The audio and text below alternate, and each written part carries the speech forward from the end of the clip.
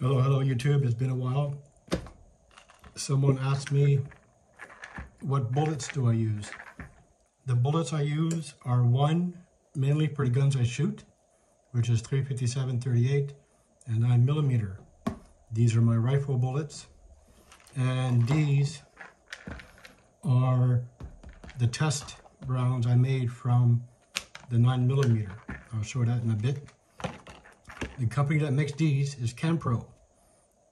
38 357 158 grain FCP TC.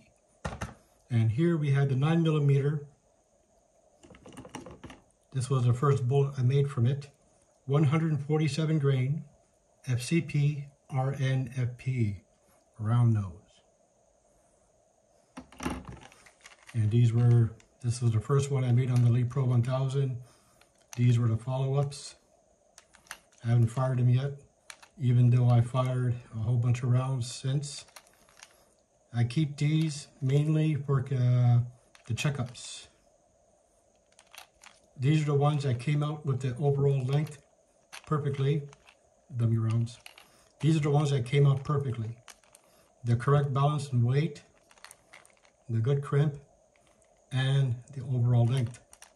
So this way, when I make my other rounds, I just compare it to this. I eyeball it fast, move on. Every 5 rounds I check, and then I actually use a case gauge. I didn't bring it out. These are also 9mm, but these are 115 grains from the first bag, which I didn't film. So this is the same case scenario. 115 grains.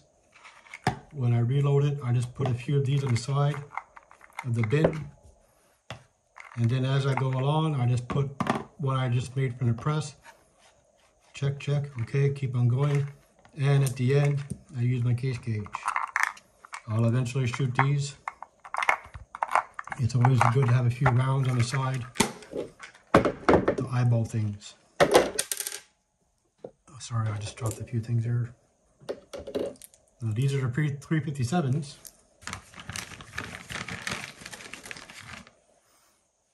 Compared to the 147. So you can see where a lot of people always say that 38 357 is 9mm. Well, there you go. And in case I do get these mixed up, it's easy to differentiate them. This is a full bullet, whereas this one has the marker.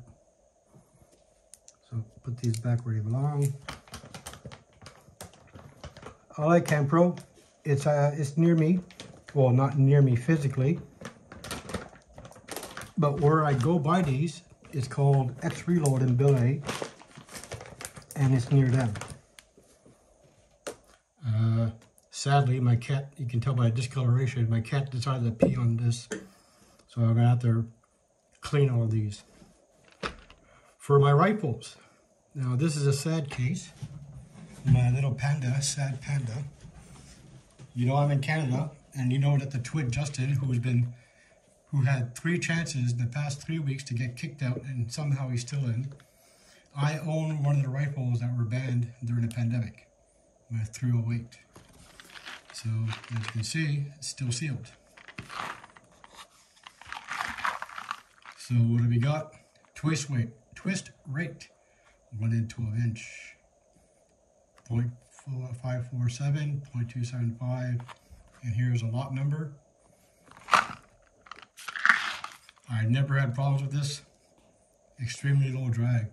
I used this when I was shooting between 200 and 300 open sights. Very, very accurate. I love this round. And I use Hornady 4380. Very, very good combination.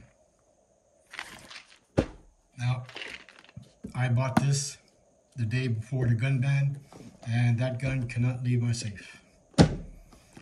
Here is another one. As you see, it's still open. This is for my Lee Enfield. 303 caliber, 100 rounds, diameter 0.312, 174 grain. As you can tell by the weights, 178, 147, 158. I like the big rounds. I like the heavy rounds. I like the kaboom. I like to be kicked in the body and the chest when I fire a round. This also is a very proven round for me. With my open sights, I do not have the tool to correct the sighting on my Lee Enfield, so I don't go more than 100 meters, but it's still pretty good. I do not have to elevate my rifle at all. This shoots right point. And here, unfortunately, when I bought this, these were almost out. This is completely out of stock. He had to make this from what you call leftovers, rounds that fell on the floor from an open bag. I won't say another word on that. But he cleaned them before he put them in a box. So what do we have? 45 ACP, 230 grains, 100 rounds. Yeah. And for my shotgun, you've seen it in my previous video. This is a new box. Sadly, I think this is the last box. I'll be buying of this for a while. The first box I bought was $18, 25 pack, 12 gauge 1 ounce flatheads. This is the Dangerous Game slug. Very, very powerful. Blows right through anything. This box, 18 bucks the first one. I think it was last year or 2 years ago. This year, last week, $28. $10 increase. So yeah.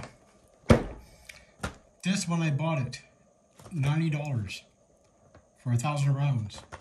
Now this is almost 120 bucks. This, but then again it was 115 grain. When I bought the first bag of 1,000 rounds,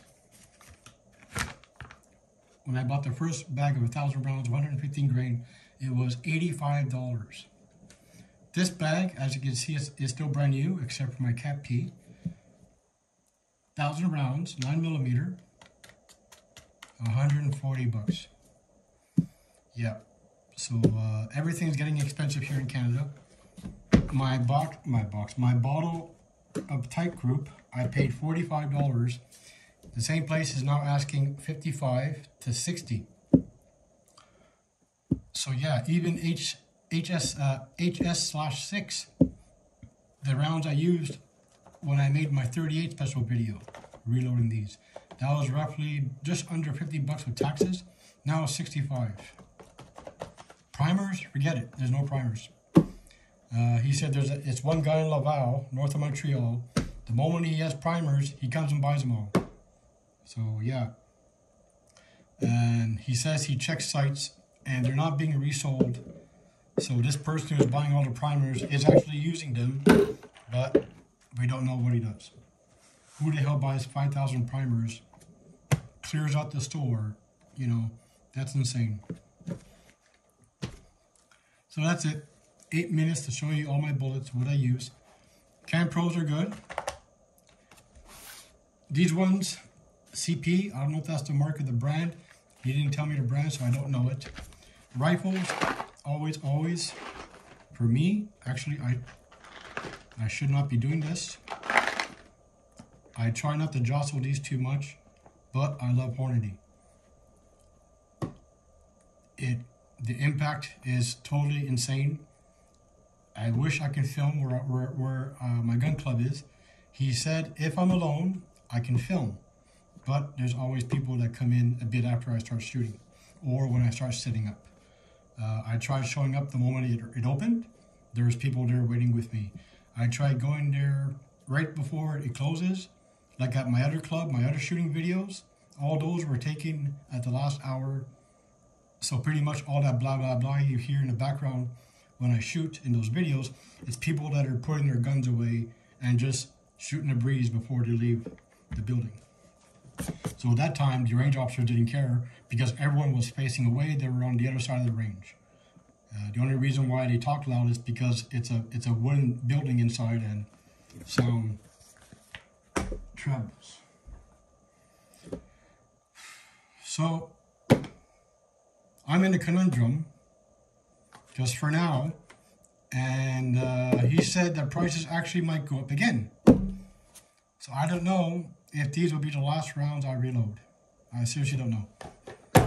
I bought the shotgun because these were cheap. Now they're more than $1 each. I was very surprised. I was very disappointed. Yeah.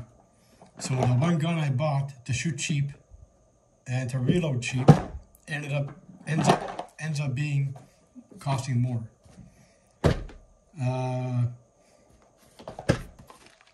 My Lee Enfield, it's very old. I clean it every 2 weeks, and even if it's in my safe, it's from 1941, so I have to be very careful.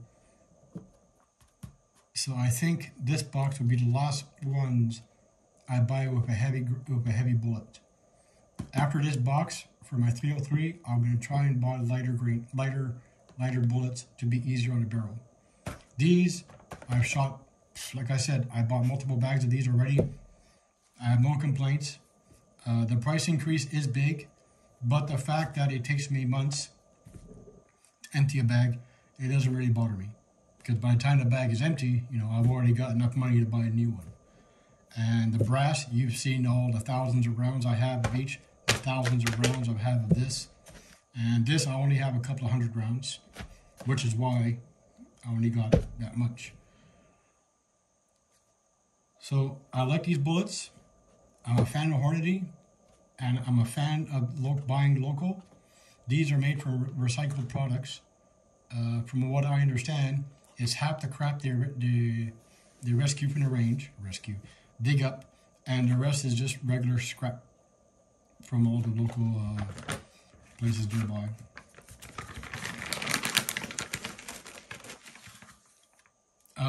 When I shot the 115, I liked it, but like I mentioned before, I like feeling a recoil. That's one of the reasons why we shoot. Number one, obviously, is the big boom these make. The boom from the rifle, the boom from the handgun, the kaboom from the shotgun. So I've been trying 147 grain. And so far, I like it. And especially the newer guns, it racks the slide with authority.